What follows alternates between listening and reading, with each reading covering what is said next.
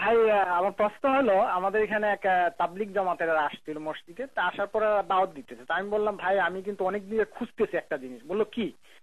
আমি বললাম, আল্লাহ রসুল তো বলছেন 73 কাতার হবে, একটা কাতারই জান্নাতে যাবে। আমি যা দিতেছি ওই কাতারে, ওই কাতারটা কোনটা আমাকে বলেন ভাই। ওনারা বলতেছে যে হ্যাঁ আসেন, তাবলিগে আসেন, ই করেন, দেখবেন এমনি আস্তে আস্তে দিন হবে, তারপর বুঝছেন। তা আমি বললাম ঠিক আছে বুঝলাম, তা আপনাদের কিতাব যে বইটা ফাজাইল আলম সেটা আনলাম। আল্লাহ বলুন দেখেন এই বইটার মধ্যে যে এই যে জিনিসগুলা লেখা আছে এটা কি, এগুলা কি? তো উনি বলতেছে দেখেন এটা হয়তো বা ভুল হইতে পারে, এটা অরিজিনাল বই না, বাংলা বই, তো এটা হয়তো ট্রান্সলেটে ভুল হইতে পারে। আমি বললাম ট্রান্সলেটে ভুল হয় কিভাবে? একটা হইতে পারে, কিন্তু এটা তো হাজারো ঘটনাটার ভিতরে, এটা কিভাবে ই হয়, ভুল হয়? উনি বলতেছে না আপনার এটা তো অরিজিনাল উর্দুতে, এই মানে অনেক কিছু উনি বলতেছেন। তাই আমি বললাম ঠিক আছে দেখি, আমার মতিউর ভাইকে জিজ্ঞেস করবো। ওনারা তো অবশ্য উর্দুতেও লেখাপড়া করতে জানেন, এটা কতটুকু সত্য, এবং এদেরকে কি বলবো আর শেষ পর্যন্ত, যে এরা ওইটা স্বীকারই করে না। এবং আশরাফ আলী থানভীরের কিতাবটাও দেখাইলাম যে দেখেন ওনার জন্মটাও কিভাবে হয়েছে, সেটাও বলতেছে যে হ্যাঁ এটা হয়তো ট্রান্সলেটে ভুল হইতে পারে। এটা কতটুকু সত্য এবং কিভাবে এদেরকে আর বলা যায়? জাযাকাল্লাহ। জাযাকাল্লাহ খায়ের। বিলকুল এর অনুবাদে ভুল নেই, বরং এদের মূল উর্দু গ্রন্থে এই শিরিকগুলো আরো বেশি আছে। উর্দু গ্রন্থে শিরিক কুফুরগুলো আরো বেশি। আপনারা এটা দেখার জন্য পাকিস্তানের একজন শেখ রয়েছেন, একজন আলেম, শেখ তাওসিফুর রহমান আর রাশিদি, ওনার আলোচনা শুনবেন যদি উর্দু বুঝেন। উনি এই ফাজাইলে আমলের উপরে একটি লেকচার দিয়েছেন, উর্দুতেই লেকচার দিয়েছেন এবং এর শিরিক কুফুরগুলোকে তুলে ধরেছেন। হ্যাঁ, ওর হেডলাইন হচ্ছে ফাজাইলে আমাল। তো এটার মধ্যে আপনি এই শিরিক কুফুরগুলো আরো বেশি দেখা যাচ্ছে। অনুবাদে কোনো ভুল করেনি, আর অনুবাদে যদি ভুল করে থাকে তাহলে তারাই করেছে, এই অনুবাদ তো অন্য কেউ করেনি। আর ছাপলেও তো তাদের কুতুবখানা, তাদের প্রেস থেকে। এর পরেও কি করে এত হচ্ছে? আর একটা দুইটা প্রিন্টিং মিস্টেক হচ্ছে ভিন্ন জিনিস, অনুবাদের ভুল হচ্ছে একটা দুইটা লাইন হতে পারে, এতগুলো হয় কি করে? এগুলো অসত্য কথা, মিথ্যে কথা, এগুলো হচ্ছে গা বাঁচানো কথাবার্তা। তাদেরকে ছাই দিয়ে ধরতে চেষ্টা করেন, খুব কঠিন ভাবে ধরতে চেষ্টা করেন। আপনারা ওইখানে আছেন, আপনারা পারছেন, আমরা তো দেশে আসলে পারছি না। দেশে খুব কঠিন, তবে দাওয়াত চলছে আলহামদুলিল্লাহ। দেশে জোরদার দাওয়াত চলছে, মানুষ ফিরে আসতেছে সেদিক থেকে। ছাই দিয়ে ধরেন যে কেন ভুল হলো, আর ভুল হলে পরে ভুল কিতাব নিয়ে কেন তোমরা তালিম করছো। তোমরা বাজারে গেলে পেঁয়াজ, পচা পেঁয়াজ কিনো না, পচা টমেটো কিনো না, পচা পুঁটি মাছ কিনো না। আর এই পচা ইসলাম নিয়ে, ভুল ইসলাম নিয়ে কেন তোমরা ঘুরে ঘুরে বেড়াচ্ছ এক দেশ থেকে আরেক দেশে? এটা কেন করছো? এ ভুল কেন মানুষের কাছে দিচ্ছ? একেবারে খুব কঠিন করে ধরেন, ইনশাআল্লাহ দেখবেন যে ভবিষ্যতে আসবেও না, কথাবার্তাও বলবে না। জান, এই টঙ্গীর তুরাগ দিলে যে তাবলিগ জমাতের কি ইজতেমা হয়, ওই ইজতেমাটা শুধু টঙ্গীর তুরাগে হয় না, ওইটা প্রবাসে হয়। আমাদের মন্ট্রিয়ালে ইজতেমা লোকজন দেশ থেকে আসে, তখন আমাদের এই কনফারেন্সেও কিছু ভাই আছে আমার জানা মতো, ওই আখেরি মুনাজাতে যাইয়া শরিক হয়। বলে ওরা তো দিনের কথাবার্তা বলে, দোয়া দুরুদ করে যাই না, একটু দোয়া করে আসি। ওইটা কতটুকু মানায়? জাযাকাল্লাহ খায়ের। ভাই আমরা জানি যে আখের বললে শেষ বুঝাবে, আখের মানে হচ্ছে শেষ। এখন এদের আখেরি মোনাজাত যে শেষ হয় না, প্রত্যেক বছরই খালি আখেরি মোনাজাত হয়, এই জিনিসটা কি? আমরা জানি আখিরাত দিবস মানে কিয়ামত দিবস, এরপরে আর কোনো দিবস থাকবে না, আল্লাহ তাআলা দিবসকে কেটে দিবেন, দিবস শেষ। এ হচ্ছে আখের। তারপরে আমরা বুঝাই যে সর্বশেষ কথা হচ্ছে এটা। এরপর আমরা দোয়া করি যে আল্লাহ আমাদের জবান থেকে সর্বশেষ কালিমা যেটা হবে সেটা লা ইলাহা ইল্লাল্লাহ, তুমি দিও, এরপর যেন আমাদের মৃত্যু আসে। এখন এই আখেরি মোনাজাত, আখেরি মোনাজাত, সর্বশেষ মোনাজাত, আখির মানে হচ্ছে সর্বশেষ, এরপরে আর কোনোদিন মোনাজাত হবে না। এটা প্রতি বছরই হচ্ছে একই জিনিস, এখন আবার বছরে কয়েকদিন, তারপর আবার এক এক দেশে আখেরি মোনাজাত, একই জিনিস। দ্বিতীয় কথা হচ্ছে যে মোনাজাতের এই সিস্টেমটা হচ্ছে বিদআত, সম্মিলিত মোনাজাত করা বিদআত। আল্লাহ রাসূল সাল্লাল্লাহু আলাইহি ওয়াসাল্লাম কখনো সম্মিলিত এভাবে মোনাজাত করেননি, কোনো দিনই মজলিসের শেষে এইভাবে মোনাজাত করেননি। যে কোনো দিনই মজলিসের শেষে কাফারাতুল মজলিস পড়তে হয়, সুবহানাল্লাহ, আশহাদু আল্লা ইলাহা ইল্লা আনতা আস্তাগফিরুকা ওয়া আতুবু ইলাইক। এটা আল্লাহ রাসূল সাল্লাল্লাহু আলাইহি ওয়াসাল্লামের পক্ষ থেকে শেখানো। যে ব্যক্তি এই দোয়াটা পড়ে তিনি মজলিস শেষ করবে, তিনি মজলিসে যদি কোনো ধরনের ভুল ভ্রান্তি থেকে থাকে, আল্লাহ তাআলা সেই ভুল ভ্রান্তি গুলোকে ক্ষমা করে তাদেরকে, সেই ভুল ভ্রান্তি গুলোকে মার্জনা করে তাদেরকে ক্ষমা করে দিবেন, একদম ক্ষমা করে দিবেন তাদেরকে। আল্লাহ তাআলা পক্ষ থেকে মাগফিরাত চলে আসবে তাদের জন্য। তো এই আখিরি মোনাজাত করা হচ্ছে প্রতি বছর। তারপরে আবার আমরা জানি হচ্ছে বেদাত। তারপরে হচ্ছে যে নতুন একটা দিন, নতুন একটা ধর্ম, যেটা স্বপ্নের ধর্ম। স্বপ্নের ধর্ম। এই জামাতে যিনি প্রতিষ্ঠাতা তিনি নিজেই বলছেন যে আমি এই জামাতের প্রতিষ্ঠাতা হিসাবে আমি এটাকে স্বপ্নের মধ্যে পেয়েছি, এই জামাতের তরিকা তিনি স্বপ্নে পেয়েছেন। তিনি স্বপ্নে পেয়ে একটা দলকে গঠন করছেন, আর তার পিছনে মানুষগুলো ঘুরছে আর বলছে ইমান আমলের মেহনত। আরে বাবা, বলা উচিত ছিল যে স্বপ্নের মেহনত চলছে, আপনারা আসেন 40 দিন পর্যন্ত স্বপ্নের মেহনত করি। আর ওইখানে গেলে দেখবেন যে বুজুর্গরা খালি স্বপ্নেই দেখে, খালি স্বপ্নই দেখে, স্বপ্নই দেখে। কত যে স্বপ্ন তাদের, এদের স্বপ্ন শেষ হয় না, এত স্বপ্ন দেখে। বাজারে সদাকাত খুললে দেখবেন যে খালি স্বপ্ন আর স্বপ্ন, কত স্বপ্ন, কত যে দেখে। এই হচ্ছে স্বপ্নের একটা ধর্ম। তারপরে হচ্ছে এটা ফাজাইলে আমল না, এটা হচ্ছে ভেজালে আমল। ভেজালে আমলের কিতাব। এই কিতাবের ভিতরে যত আমলের কথা বলা হয়েছে সবগুলোই হচ্ছে ভেজালের। এক বুজুর্গের কথা বলা হচ্ছে যে বুজুর্গ জামাতে নামাজের প্রতি এত তার উৎসাহ ছিল, এত বেশি উৎসাহ ছিল, তিনি একদিন জোহরের নামাজ কাজা করে ফেললেন। জোহরের নামাজ কাজা হয়ে গেল। তারপর তিনি মসজিদে গিয়ে দেখলেন যে জামাত শেষ হয়ে গেছে। জামাত কাজা হয়নি, নামাজ কাজা হয়নি, জামাত শেষ হয়ে গেছে, জামাত পায়ননি। তিনি তখন কি করলেন? তিনি মসজিদে গেলেন, গিয়ে দেখলেন যে জামাত শেষ হয়ে গিয়েছে। তো এখন কি করা যায়? তিনি হাদিসে পড়ে জেনেছেন যে জামাতে 1 রাকাত নামাজ আদায় করলে 27 রাকাত নামাজের সওয়াব হয়, মানে 27 গুণ বেশি সওয়াব হয়। তিনি এই 4 রাকাত নামাজ, জোহরের নামাজকে তিনি 27 বার আদায় করলেন। 27 বার আদায় করার পরে তিনি আবার জানলেন যে আল্লাহ তাআলা কখনো এটাকে 70 গুণ করে দেন। তিনি আবার 70 বার আদায় করলেন।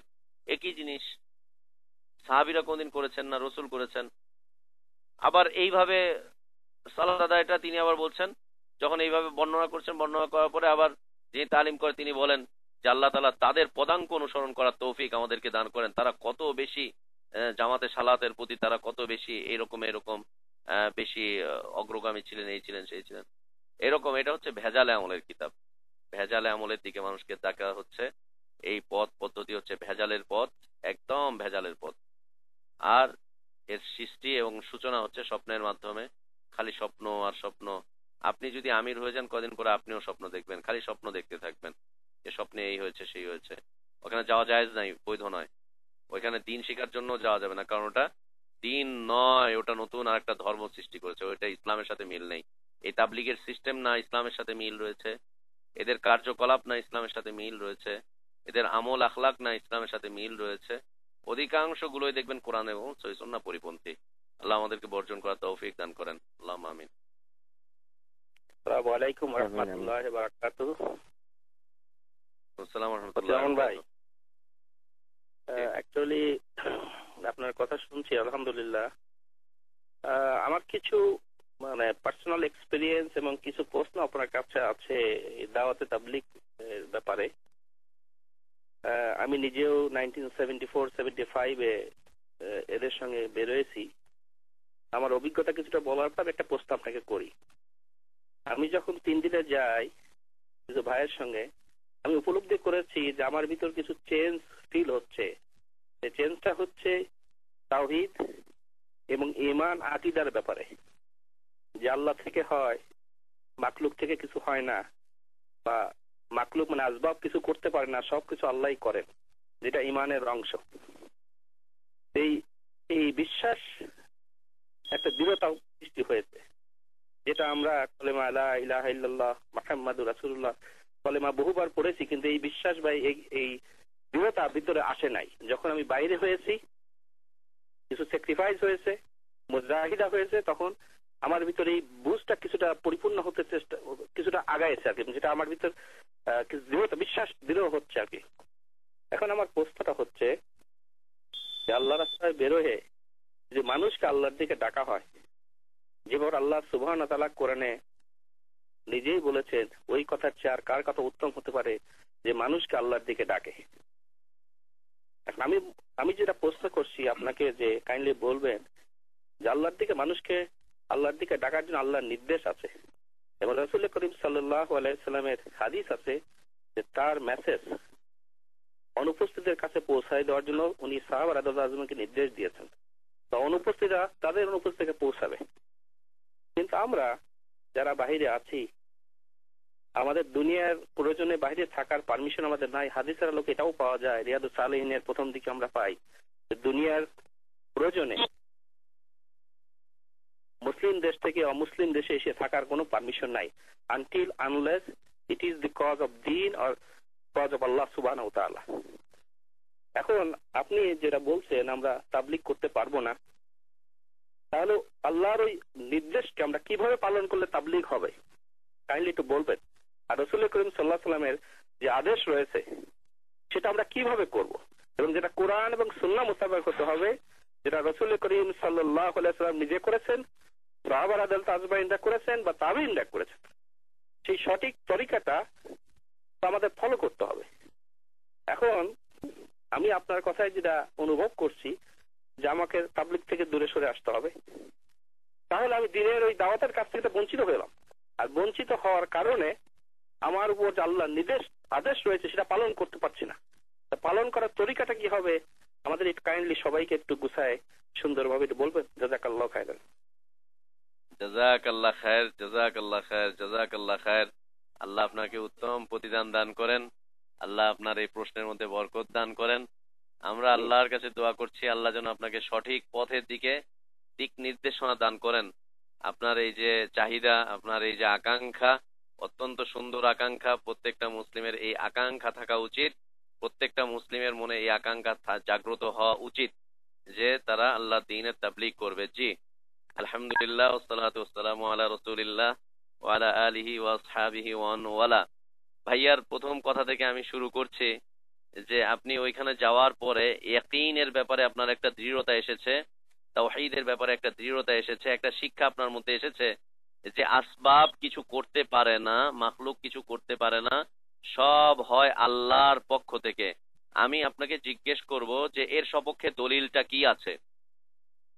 আমি আপনার বিবেকের কাছে প্রশ্ন রাখছি, আপনার বিবেকের কাছে প্রশ্ন রাখছি, আপনি আপনার বিবেককে প্রশ্ন করুন এবং আপনি একটু দলিল খুঁজে বের করে নিয়ে আসেন যে এটা কি তাওহীদের অর্থ কিনা, এটা কি লা ইলাহা ইল্লাল্লাহর অর্থ কিনা, এটা কি ঈমানের অর্থ কিনা, এটা কি ইয়াকিন, এটা কি আকীদার অর্থ কিনা, বা ইয়াকিনের কোনো পার্ট কিনা, তাওহীদের কোনো পার্ট কিনা, যে কিছু থেকে কিছু হয় না, যা হয় সব আল্লাহর পক্ষ থেকে হয়, মাখলুক কিছু করতে পারে না, আসবাব কিছু করতে পারে না, সব আল্লাহর পক্ষ থেকেই হয়। আমি বলছি যে জিন না, আল্লাহ সুবহানাহু ওয়া তাআলা এই ধরনের কোনো অর্থ, রাসূল সাল্লাল্লাহু আলাইহি ওয়াসাল্লাম তাওহীদের এই ধরনের কোনো অর্থ, ঈমানের এই ধরনের কোনো অর্থ, লা ইলাহা ইল্লাল্লাহর কোনো এই ধরনের অর্থ আল্লাহ রাসূল সাল্লাল্লাহু আলাইহি ওয়াসাল্লাম থেকে বর্ণিত হয়নি। আপনি যখন বলবেন মাখলুক কোনো কিছুই করতে পারে না, সব আল্লাহর পক্ষ থেকে হয়, আল্লাহই করান, তাহলে যে ব্যক্তি চুরি করছে সে কার হুকুমে চুরি করে? যে ব্যক্তি জিনা ব্যভিচার করছে সে কার হুকুমে জিনা ব্যভিচার করছে? যে ব্যক্তি শিরিক বিদআত করছে সে কার হুকুমে শিরিক বিদআত করছে? মাখলুকের তো কোনো ক্ষমতা নেই, আল্লাহই তো তাহলে তাকে শিরিক করার ক্ষমতা দিয়েছেন, আল্লাহই তো তাহলে তাকে শিরিক করার জন্য হুকুম করেছেন, আল্লাহই তো তাহলে তাকে চুরি করার জন্য হুকুম করেছেন, বিদআত করার জন্য হুকুম করেছেন। মাখলুক কিছুই করতে পারে না, মাখলুক তো তাহলে একবারে নিষ্ক্রিয়, আসবাব কোনো কিছুই করতে পারে না, তাহলে তো আসবাব একেবারে নিষ্ক্রিয়।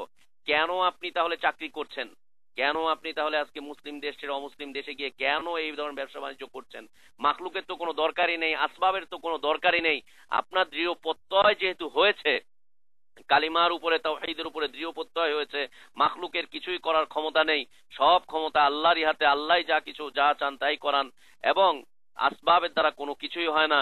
এ আসলে কালিমা তাওহীদের, কালিমাতুত তাওহীদ বা ঈমানের কোনো অংশ নয়, ঈমানের কোনো পার্ট নয়। আল্লাহ সুবহানাহু ওয়া তাআলা বলছেন ওয়াইদা ফাআলু ফাহশাতান ক্বালু ওয়াজাদনা আবানা ওয়াল্লাহু আমারানা বিহা কুল ইন্নাল্লাহা লা ইয়া'মুরু বিল ফাহশা আতাকুলুনা আলাল্লাহি মা লা তা'লামুন। আল্লাহ বলছেন তারা যখন ফাহিশা কাজ করে, ওয়াইদা ফাহিশা, যখন তারা কোনো ফাহিশা কাজ করে তখন তাদেরকে জিজ্ঞেস করা হলে তারা বলে আবানা, ক্বালু বাল ওয়াজাদনা আবানা, আমরা আমাদের বাপ দাদাদেরকে এইভাবে কাজ করতে দেখেছি, আমরা আমাদের আকাবির বুজুর্গদেরকে এই কাজ করতে দেখেছি, ওয়াল্লাহু আমারানা বিহা, আর আল্লাহ আমাদেরকে এই কাজ করার জন্য আদেশ করেছেন। আল্লাহ বলছেন নবী তুমি বলে দাও ইন্নাল্লাহা লা ইয়া'মুরু বিল ফাহশা, আল্লাহ তাআলা কোনো অশালীন কাজ করার জন্য হুকুম করেন না। আতাকুলুনা আলাল্লাহি মা লা তা'লামুন, তোমরা কি আল্লাহর বিরুদ্ধে এমন কিছু বলছো যা তোমরা জানো না? আল্লাহর সপক্ষে তোমরা এমন কথা বলছো, আল্লাহ সম্পর্কে এমন কথা বলছো যা তোমাদের জ্ঞানে নেই, যা তোমরা অজ্ঞতাবশত বলছো, এমন কথা কি আল্লাহ সম্পর্কে বলছো? আমি প্রশ্ন করব কালেমার কোন অর্থ, কোন হাদিস থেকে আপনারা এটা নিয়েছেন? আপনাদের ভাইরা যে ঈমান একিনের সম্পর্কে এই বিষয়ে খালি বর্ণনা করেন যে ঈমান আমলের মেহনত হবে, সবাই বসেন, বসার পরে কালেমা পাঠ করে তারপরে বলে যে মাখলুক কোনো কিছুই করতে পারে না, যা হয় সব আল্লাহর পক্ষ থেকে হয়, এই হয় সেই হয়। তাহলে মাখলুকের কাজটা কি এই পৃথিবীতে? আর সব কিছুই যদি আল্লাহর হুকুমে হয়ে থাকে, তাহলে চোর যে চুরি করছে এটা কার হুকুমে করছে? কার হুকুমে সে করছে? জেনাকারী জেনা করছে কার হুকুমে করছে? মূর্তি পূজারী পূজা করছে কার হুকুমে করছে? আর কে তাদেরকে এই হুকুম করলো যে তোমরা এটা করো এটা করো? এটা কালেমার অর্থ নয়, এটা তাওহীদের অর্থ নয়। আপনাকে আরো ভালোভাবে যাচাই বাছাই করে কালেমার অর্থ বুঝে তারপরে মানুষকে দাওয়াত দেওয়ার জন্য আবেদন জানাচ্ছি। কালেমার উপরে আমাদের একটি আলোচনা রয়েছে, আয়োজক ভাইদের থেকে আপনারা একটু আলোচনা যদি সম্ভব হয় তাদের থেকে রেকর্ডিং আলোচনা একটুখানি নিয়ে নিন। কালেমার উপরে আমাদের আলোচনা রয়েছে, কালেমার শর্ত, কালেমার অর্থ, যা আল্লাহ প্রদত্ত, যা রসূল থেকে বর্ণিত। আল্লাহ প্রদত্ত কালেমার অর্থ, রসূল থেকে বর্ণিত কালেমার অর্থ এবং কালেমার শর্ত সমূহ। আপনি যে জামাতের কথা বলছেন, এই জামাতের সাথে আমি এবং আমরা দীর্ঘদিন যাবৎ জড়িত ছিলাম। কোনোদিন সেখানে গিয়ে শুনতে পাইনি যে কালেমার কিছু শর্ত রয়েছে, কোনোদিন শুনতে পাইনি। আমার মনে হয় না যে আপনিও শুনেছেন, কারণ তাদের আলেম ওলামারা জানেনও না যে কালেমার শর্ত রয়েছে। অজু ভঙ্গের কিছু কারণ থাকে, নামাজ ভঙ্গের কিছু কারণ থাকে, রোজা ভঙ্গের কিছু কারণ আছে, বিভিন্ন বিভিন্ন ইবাদত ভঙ্গের কিছু কারণ আছে। কিন্তু কালেমা ভঙ্গের কারণ কি কোনোদিন শুনেছেন যে কাজটি করলে কালেমা ভঙ্গ হয়ে যায়?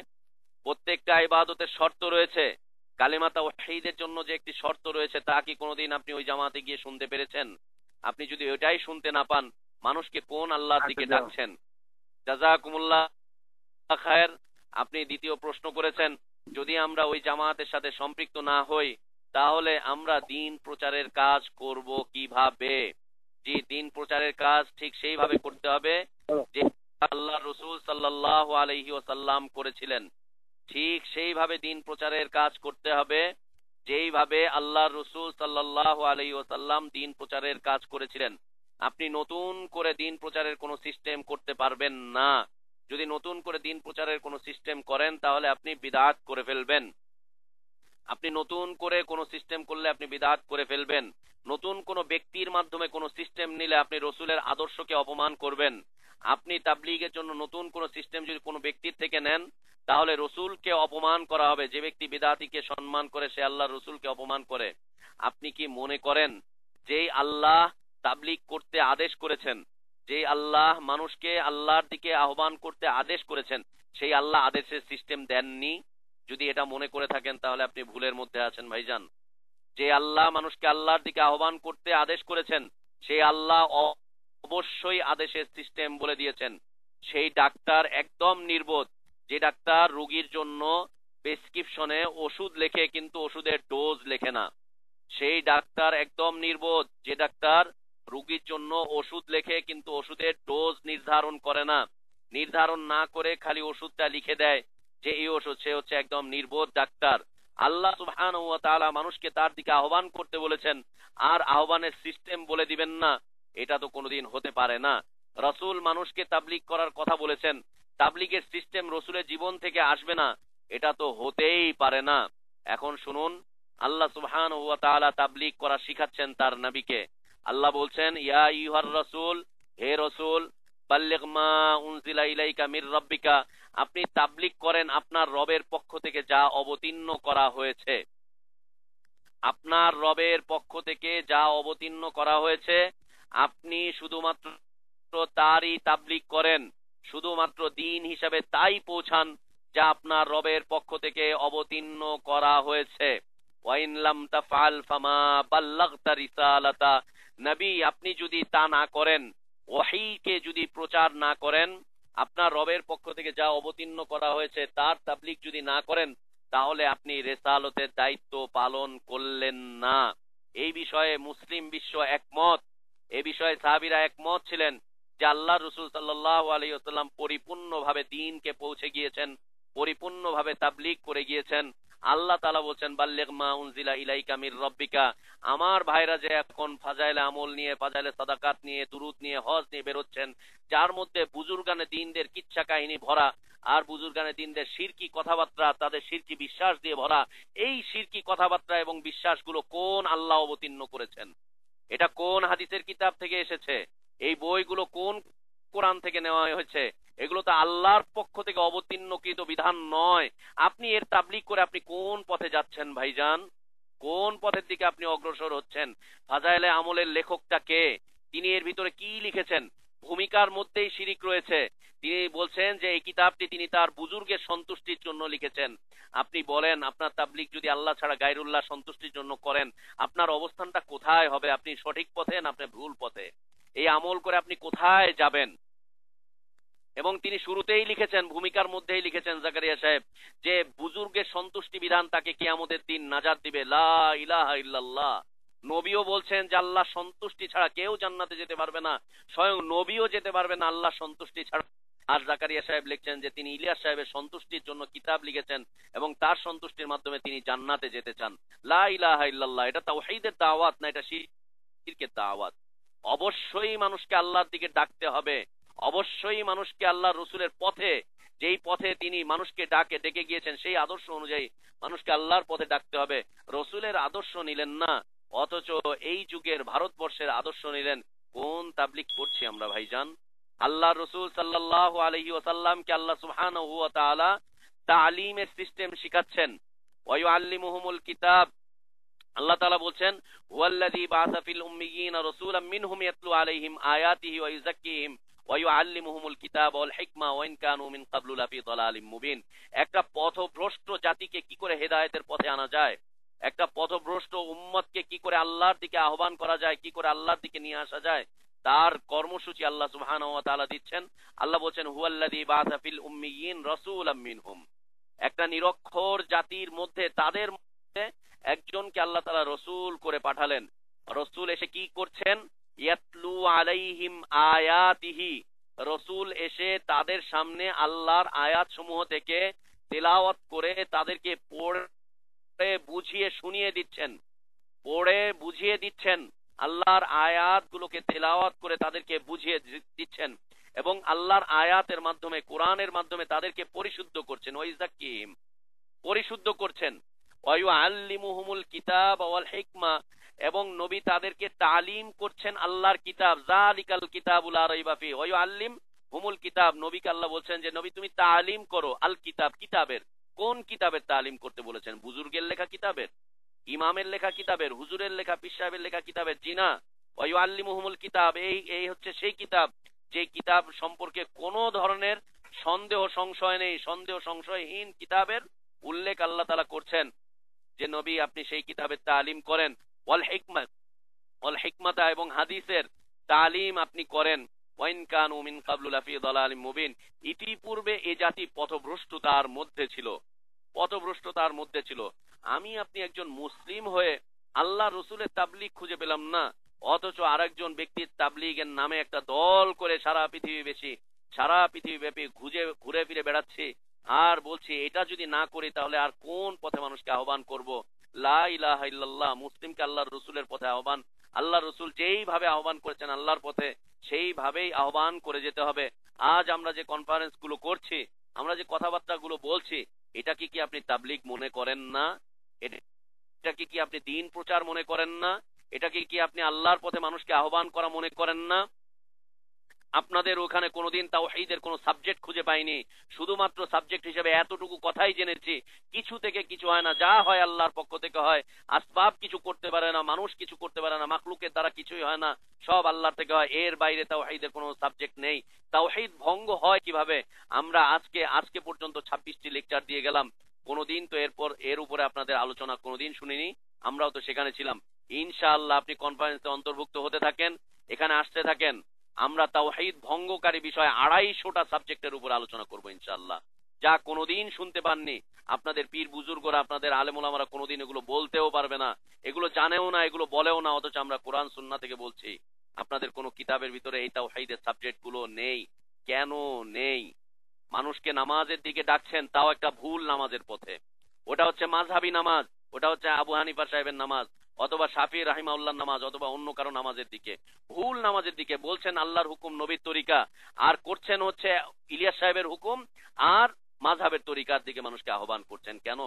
মানুষকে নামাজের দিকে আহ্বান করছেন তো রসুলের পথে আহ্বান করুন। রসুল যেভাবে নামাজ পড়তেন সেইভাবে নামাজ পড়ার জন্য আবেদন জানান। কেন মাযহাবী নামাজের দিকে আবেদন জানাচ্ছেন? বলছেন রসুলের তরিকা, করছেন আরেকজনের তরিকা। এটি কেন ভাইয়া?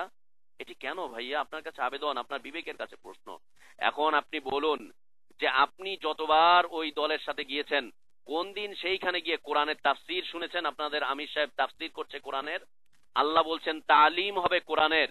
আপনার আমির সাহেব জীবনে কোরআনের তাফসীর করতে জানেন না, বরং আলেম ওলামারা আপনাদের জামাতে আলেম আমির সাহেব হতে পারেন না। আলেমদেরকে আপনাদের এই সমস্ত জেনারেল শিক্ষিত মানুষদের কথা শুনতে হয়, আর আলেম ওলামারা তখন আমির হতে পারে যখন 1 বছর পর্যন্ত জেনারেল শিক্ষিত মূর্খ মানুষের দিন সম্পর্কে যারা অজ্ঞ তাদের কথাবার্তা শুনে। আলেমদের জন্য এটা হচ্ছে সিলেবাস। কোনদিন আপনি সেখানে তাফসীর শুনবেন না যে কোরআনের তাফসীর চলছে, আসেন কোরআনের তাফসীর শুনি। কোনদিন শুনবেন না। শুনবেন আপনাদের ওই কদ বাঁধা ওই সিলেবাস। কোনদিন শুনবেন না ইমানের 6টা স্তম্ভের উপরে আলোচনা চলছে, আপনারা শুনবেন আপনাদের তাবলীগ জামাতের 6টা স্তম্ভের উপরে। এই জামাতের 6টা স্তম্ভ, ইমানের 6টা স্তম্ভের উপরে কোনোদিন আলোচনা শুনবেন না। আপনারা কর্মসূচি পালন করবেন, বুজুর্গানে দিনদের পক্ষ থেকে প্রতিদিন 5টা কর্মসূচি দেওয়া হয়েছে। কোনোদিন আলোচনা শুনবেন না ইসলামের 5টা স্তম্ভের উপরে। স্তম্ভে আসেন আমরা দলিল ভিত্তিক বিশুদ্ধ হাদিস দিয়ে আলোচনা করি, কোনোদিন শুনবেন না। শুনবেন হচ্ছে প্রতিদিন 5 কাজ হচ্ছে কিনা। এই পাঁচ কাজটা কি?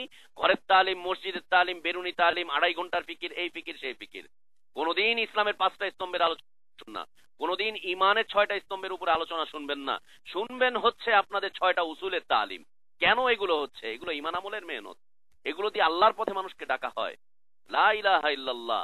আপনি তো শিক্ষিত একজন মানুষ, একটুখানি বিবেক দিয়ে চিন্তা ভাবনা করেন যে কেন কোরআনের তাফসীর হয় না আপনাদের জামাতে, কেন মানুষের সামনে হাদিসের কিতাবের তালিম হয় না, কেন আরবদের সামনে রিয়াজুস সালিহিন দেওয়া হয়েছে আর বাঙালিদের সামনে কেন ফাজাইলে আমল দেওয়া হয়েছে? ভারতবর্ষের মানুষের হাতে কেন ফাজাইলে আমল দেওয়া হয় আর আরব বিশ্বের মানুষের কাছে কেন দেওয়া হয়?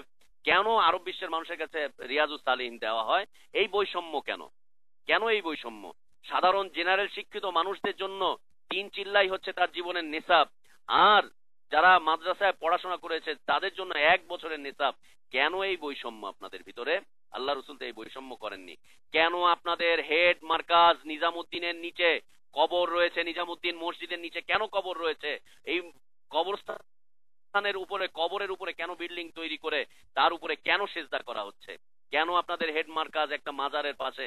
সারা পৃথিবীতে দাওয়াত দিয়ে বেড়াতে পারছেন, আর ওইখানে কেন আপনাদের মার্কাজ রইল? লা ইলাহা ইল্লাল্লাহ। বিবেকের কাছে একটুখানি প্রশ্ন করেন যে এই দাওয়াত কি সত্যিকার অর্থে রসুলের দাওয়াত কিনা? এই দাওয়াত দিয়ে মানুষকে সত্যিকার অর্থে কি আল্লাহ তাওহীদের দিকে আহ্বান করা হচ্ছে কিনা? আল্লাহ তাআলা পৃথিবীতে যতজন নবী রসুলকে পাঠিয়েছেন, প্রত্যেক নবী রসুলের মিশন ভীষণ একটাই মাত্র দাওয়াত ছিল, কি করে মানুষ আল্লাহ তাওহীদের পথে চলে আসে, আল্লাহর সাথে অংশীদার সাব্যস্ত না করে, ইবাদতের ক্ষেত্রে, মানুষের দৈনন্দিন জীবনের ক্ষেত্রে, আল্লাহর আসমা ও সিফাতের ক্ষেত্রে, আল্লাহর ক্ষমতার ক্ষেত্রে কেউ যাতে কোনোভাবে শিরিক না করে, কেউ যাতে আল্লাহর সাথে অন্য কারো ইবাদত না করে, এবং নবীর আদর্শকে ছেড়ে দিয়ে কেউ যাতে অন্য কোনো আদর্শকে অবলম্বন না করে, এটা ছিল নবী রাসূলদের দাওয়াত। আজ আপনারা তাবলীগ করার সিস্টেমই খুঁজে পাচ্ছেন না, আমরাও তাবলীগ করার কোনো সিস্টেমই খুঁজে পাচ্ছি না।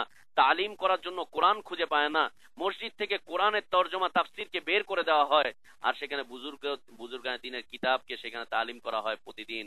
এ কেন? একটুখানি প্রশ্ন করেন যে আল্লাহর কিতাবের তালিম হয় না, হুজুরের কিতাবের লেখা তালিম হয়। এ কেন হুজুরের লেখা কিতাবের তালিম হয়? এ কেন? যে কিতাবের ভিতরে শিরক আর শিরক দিয়ে পরিপূর্ণ, অসংখ্য শিরক আর বিদআত দিয়ে, খুরাফাত দিয়ে ভরপুর। এ কেন হচ্ছে? আবার যে তাবলীগের সিস্টেমটা আসলো স্বপ্নের মাধ্যমে, এ স্বপ্ন কোনো নবী রাসূলের স্বপ্ন নয়, নবীর স্বপ্ন ওয়াহী, কিন্তু উনি যে স্বপ্ন দেখলেন সেটা ওয়াহী হলো কি করে? ওনার স্বপ্নকেই যদি মানতে হয়, কোন মানুষের স্বপ্নকে মেনে যদি কোনো তরিকা তৈরি করতে হয়, তাহলে তো মানুষ অনেক কিছু স্বপ্ন দেখে, অনেক কিছু স্বপ্ন দেখে।